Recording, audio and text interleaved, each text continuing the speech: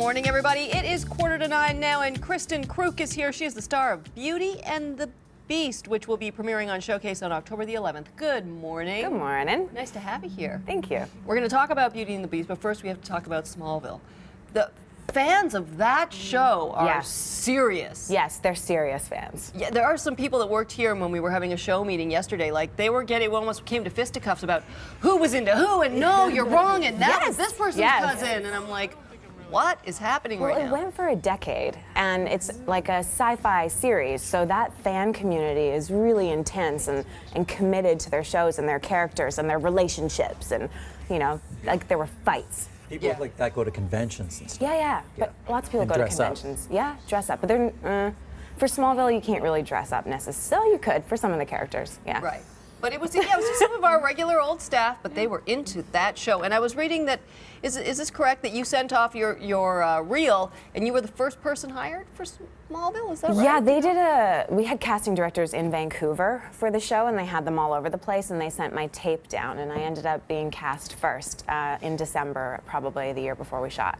Wow. Yeah, crazy. It was weird. It was crazy. That's amazing. And you had been doing some local work before that in Vancouver? I did a Canadian CBC TV show called Edgemont, which was like a high school drama, half-hour high school drama that was like really Degrassi-ish? Yeah, like and there were a bunch of actors like Grace Park, who's now on Hawaii Five-0, just like wonderful group of actors that are doing really well now.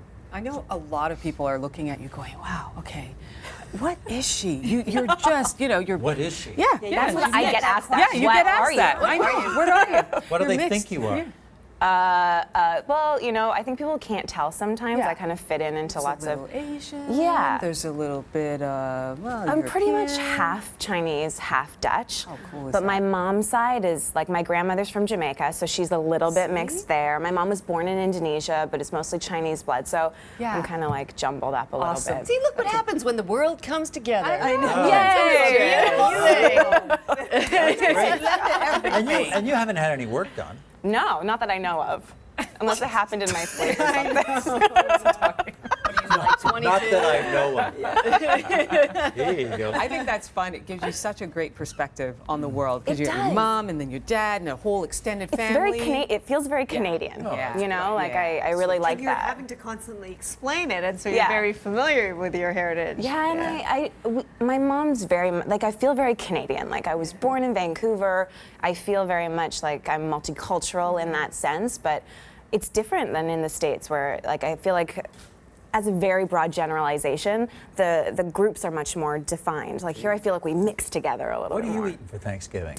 Well, I don't eat meat anymore, so you don't, Yeah, I don't either. Yeah. Oh, wow, nice. Like, I know. Yeah, that's a lot. We eat meat this side of the table. Well, I mean, that's the only thing I really miss is, I was just saying back there, like, turkey, because, but I think it's the associative memory of, like, childhood and, like, having turkey. Yeah. Gravy and Yeah. so What do you eat? What are you having, like lentil loaf or something Well, with a I goji still berry eat on it? fish, so I might just have some salmon and, like, what? A big flounder. A big flounder? Yeah, big stuffed flounder. I don't, maybe, but I'll have, like, a veggie stuffing, for sure. So salmon. You're from the West yum. Coast. You'll have salmon. Yeah, I'm gonna go back to Vancouver. I'm gonna have nice. salmon. Yeah, it'll be But good. are you finding you're needing to spend more and more time in Los Angeles as you move your career Yeah. forward? I live part-time in LA and part-time in Vancouver, so I'm still a Canadian resident, but I kind of jump back and forth. Right. Oh. Yeah. You need a little bit of both. Yeah. Well, you have to stay Definitely here do. for the health care. That's a good point. That's a very good point. And you have to stay, you know, you have to have one foot here in Canada to just kind of stay grounded too. Yeah, it Gives you feels, that. Canada feels, and Vancouver especially for me just feels like home. The rain and the mountains and rain. everything. Rain. Yeah. Let's talk a little bit about Beauty and the Beast. We had another one of your co-stars here before, and so this is a retelling of the story. Yes. Not necessarily exactly what people would expect. No, it's a reimagining of the 1980s series with Linda Hamilton and Ron Perlman. So our version's much more modern. You know, our Beast is like this military experiment gone awry. He has to struggle with his emotions and deal with that. He's struggling to find his humanity. So ours is still so now ours is a cop drama. Theirs was more of a legal drama, and Yeah. And you're attracted to him on some level. What is is that Yes. the bad boy thing, essentially? Well, The beast, looking for the beast in the man? Is that well, what the thing with Catherine is that when her mom's murdered in front of her, she starts to choose people in her life as mates who are bad boys because it's emotional. You can detach. You don't have to ever be hurt again. With him, he is a bad boy in a way, but really there's a stronger connection to him based on their shared trauma. You know, she really feels open with him. So in some ways he's a bad boy, but he's not really her typical choice. She could really be hurt in their, not physically hurt, but emotionally hurt in their relationship, which is a big deal. Do you think this project found you because of Smallville, and are you comfortable with sort of doing another sci-fi-ish show? I think they definitely. I mean, it's the CW, and I started on the WB, which became the CW, and one of our showrunner teams also worked on Smallville.